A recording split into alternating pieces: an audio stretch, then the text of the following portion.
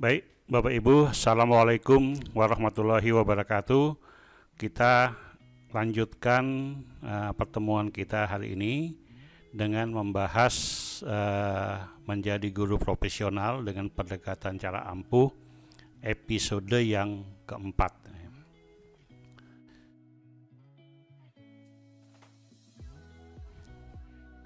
Jadi Bapak Ibu, pertanyaannya, bagaimana guru profesional dapat mengatasi masalah kekerasan dan perundungan ya. Jadi di video 1 kita sudah membahas bagaimana permasalahan-permasalahan pendidikan kita, utamanya masalah tentang kekerasan dan perundungan yang dialami murid kita ya. Lalu saya tawarkan cara ya untuk mengatasi permasalahan tersebut dengan menggunakan cara ampuh ya. Jadi cara ampuh itu ada 5, A-nya asertif, M-nya menghargai, P-nya membina hubungan baik, usaha optimal, dan hindari ancaman dan kekerasan. Pada hari ini saya khusus akan membahas masalah usaha yang optimal ya. Bapak Ibu, untuk mendukung channel pendidikan dan pemberdayaan ini ya, silakan Bapak Ibu subscribe dengan cara menekan tombol subscribe dan tanda lonceng ya. Sekarang terima kasih Bapak Ibu. Nah, cara ampuh yang keempat adalah usaha optimal. Jadi ini satu cerita, kisah nyata yang saya alami ketika saya menjadi kepala sekolah SMP di sekolah perusahaan ya. Ada seorang anak pindahan dari daerah Indonesia Timur ya, sebut saja namanya Katrina Francisca ya. Anak ini secara kemampuan ya, posisi anak ini duduk di kelas 2 SMP ya. Lalu diadakan tes ya, penempatan, placement test, bahwa anak yang bersangkutan ternyata belum bisa ditempatkan di posisi kelas yang dituju. Kenapa? Karena anak ini membaca saja ya itu sulit ya.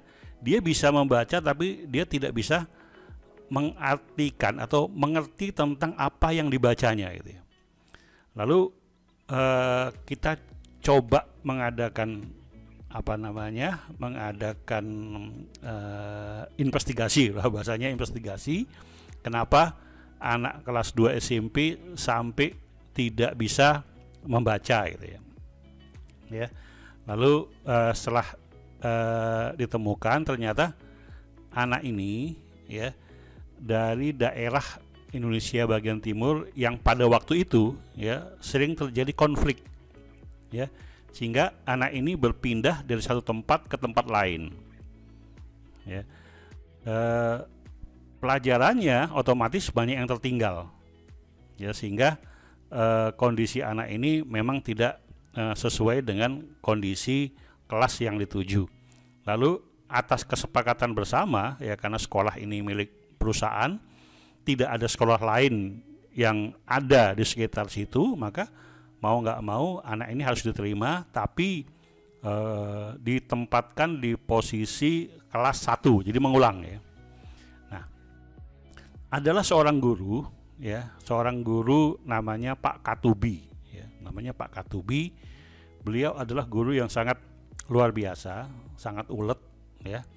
Ketika guru lain melihat anak-anak yang ya, biasanya kalau ada kegiatan lomba itu biasanya anak-anak yang pintar-pintar saja, yang rajin-rajin saya diambil ya. Beda dengan Pak Katubi ini.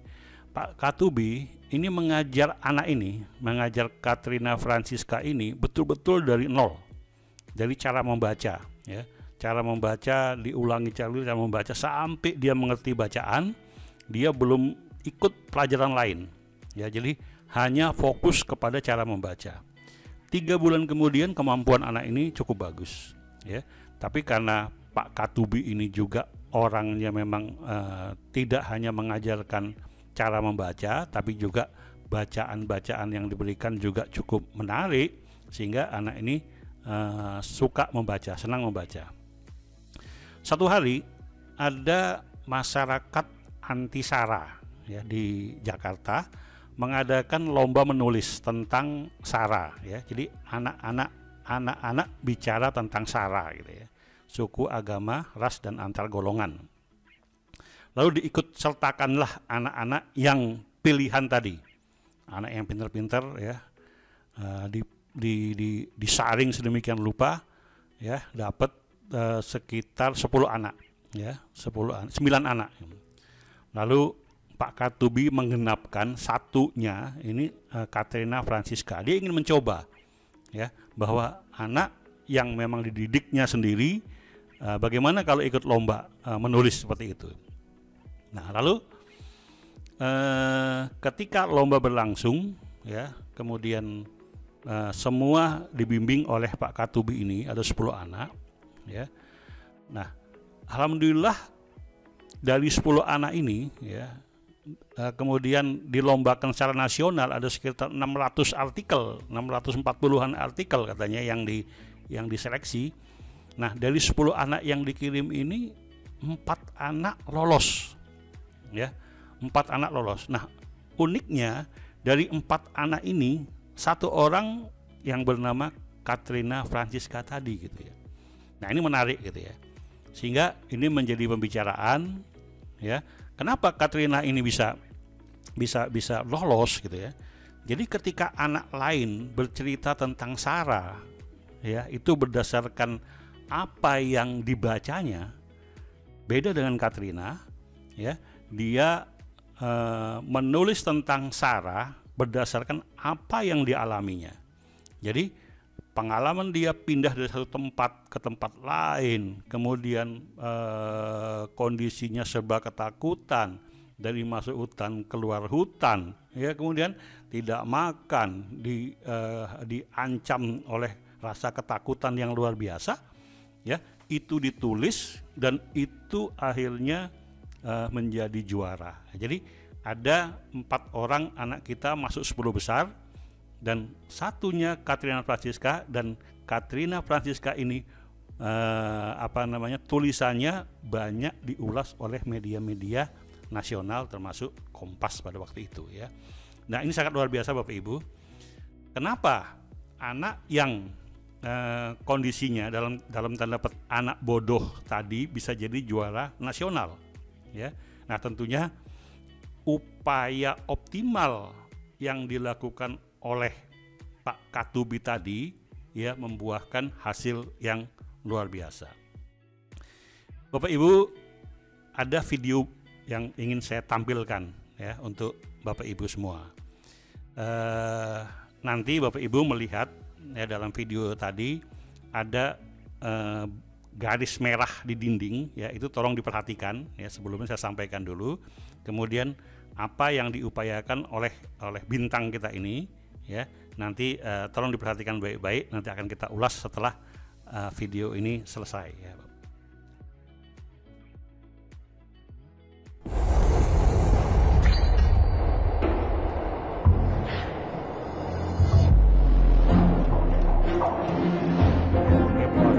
Orang ini berlatih ya, nanti lihat tanda merah ya, tanda merah ya. Jadi dia melompati dia lompat untuk sampai ke tanda merah yang dituju tadi ya, dia berusaha terus menerus untuk bisa mencapainya. Nah, akhirnya dia bisa mencapai.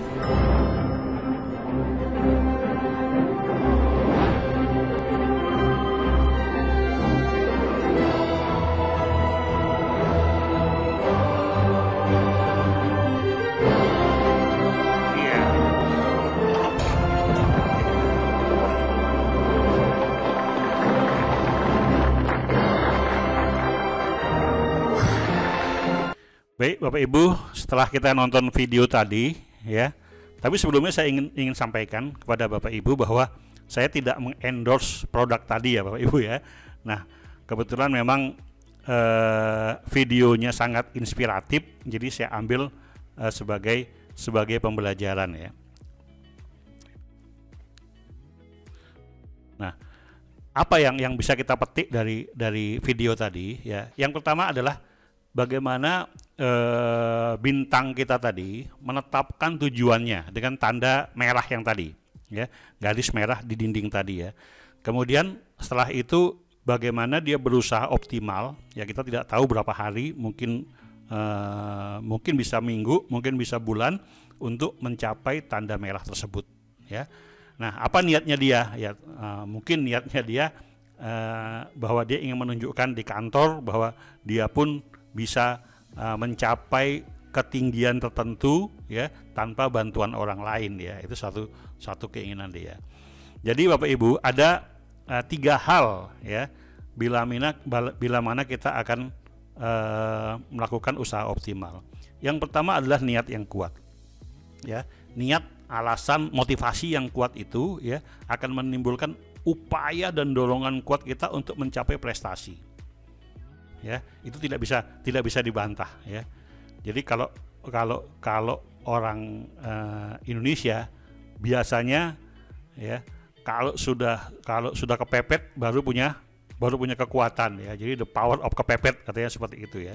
Tapi sebenarnya ini bisa tidak kepepet pun sebenarnya bisa diupayakan kalau kita punya niat, satu motivasi yang kuat. Yang kedua adalah keyakinan yang positif, Bapak Ibu. Mindset. Kalau Bapak Ibu punya mindset yang positif, ya, apapun permasalahannya, tadi seperti tokoh kita Pak Katubi tadi, ya, karena dia punya keyakinan yang positif, anak yang dalam tanda petik bodoh, ya, itu bisa dididik semaksimal mungkin sehingga bisa mencapai prestasi yang luar biasa, gitu ya. Bayangkan anak ketika masuk, ya, yang tidak bisa membaca dengan benar, dididik dalam waktu 3 bulan, ya, bulan ke-4, ke-5, ke-6 kalau nggak salah, itu diikutkan lomba dan bisa berhasil menjadi juara nasional, ya. Coba bayangkan kalau guru-guru semua punya keyakinan yang negatif terhadap anak ini. Anak ini bisa dilabel menjadi anak bodoh selamanya, ya, padahal belum tentu dia bodoh. Kondisi-kondisi yang melatar belakangin dia ikut menentukan prestasi yang dia dapatkan. Yang ketiga adalah membiasakan diri untuk kebiasaan efektif, ya. Nah, ini Bapak Ibu kalau mau lebih jauh, ya, paham tentang bagaimana kebiasaan efektif, ya, Bapak Ibu bisa membaca di buku saya, ya, Cara Ampuh Merebut Hati Murid, atau, ya, sumber utamanya adalah di Seven Habits, ya, Stephen Covey, ya. Itu juga bagus, tapi saya sudah mencoba untuk menyesuaikan dengan kondisi kita di dunia pendidikan, ya. Jadi saya kira begitu Bapak Ibu, kita akhiri di episode ini. Kita bisa lanjut di episode kita yang kelima, menjadi guru profesional dengan pendekatan cara ampuh. Terima kasih atas perhatian. Jangan lupa buat Bapak Ibu yang belum subscribe, silahkan subscribe dan tekan tanda lonceng. Terima kasih. Assalamualaikum warahmatullahi wabarakatuh.